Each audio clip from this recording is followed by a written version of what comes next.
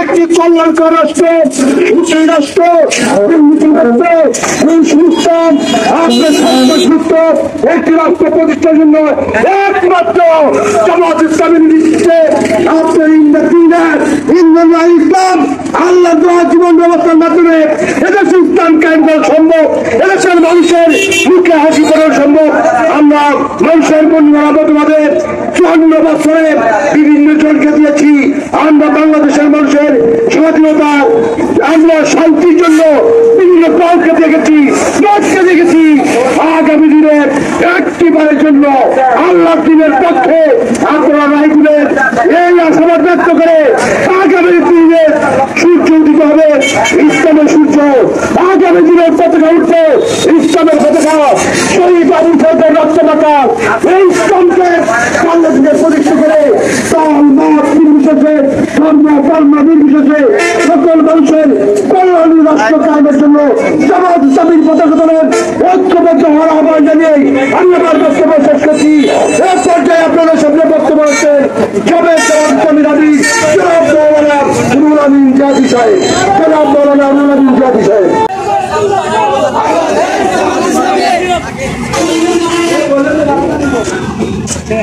আসসালামু আলাইকুম ওয়া রাহমাতুল্লাহি ওয়া বারাকাতুহু। বাংলাদেশ জামাত ইসলামী রাজনৈতিক পত্রিকা শাখা কর্তৃক আয়োজিত আজকের এই রাসূলুল্লাহ সাল্লাল্লাহু আলাইহি ওয়াসাল্লাম সম্মানিত দায়িত্বশীল ভাইরা, আমার সম্মানিত একাংশ সকলের প্রতি আমার সালাম। আসসালামু আলাইকুম ওয়া রাহমাতুল্লাহি ওয়া বারাকাতুহু। আমরা বাংলাদেশের নতুন স্বাধীনতা অর্জন করার জন্য যে সমস্ত শহীদ ভাইরা আত্মত্যাগ করেছেন, সেই সমস্ত শহীদ ভাইদের আত্মার মাত্রা কামনা করেন। যারা হাসপাতালে এখনো কাটাচ্ছেন তাদের রোগ মুক্তি কামনা করেন। আমার দু একটি কথা শুরু করছি। মহান রব্বুল আলামিন তার বাড়িতেই টাকার বস্তা জোড়া পাওয়া যাচ্ছে।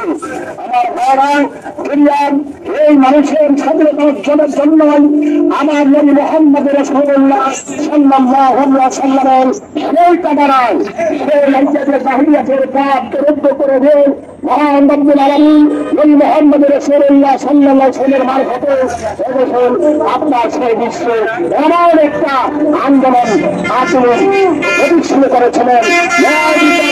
সকল মানুষ, হিন্দু মুসলমান বৌদ্ধ খ্রিস্টান সকল মানুষের ন্যায় বিচার প্রতিষ্ঠিত হয়েছিল। মানুষের সমস্ত আমানত মানুষকে ফেরত দেওয়া হয়েছে।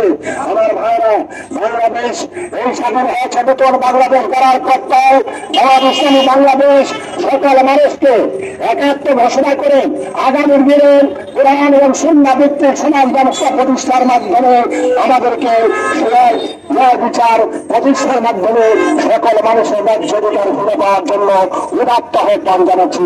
আমার ভাইরা, মেহরবানি করে আগামী দিনে সকল জুলুম, নির্যাতন, চাঁদাবাজি, অন্যায় অবিচার চলুন এরপরে নিষ্কাশিত হয়ে যাবে।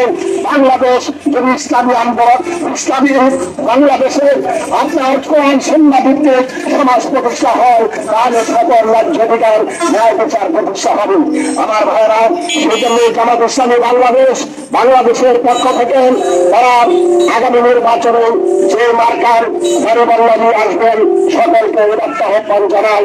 ন্যায় সংগত বিচার পাওয়ার, ন্যায় বিচার পাওয়ার জন্য সকলে বাধ্যবান্ধব আবদ্ধ হওয়ার জন্য, অন্যায় বিচার জুলুম দূর করার জন্য এই প্রতীকে আমরা সমবেত হওয়ার জন্য সকলকে উদাত্ত আহ্বান জানিয়ে আমাদের বক্তব্য এখানে শেষ করছি। আমার তৌফিক ইল্লা বিল্লাহ।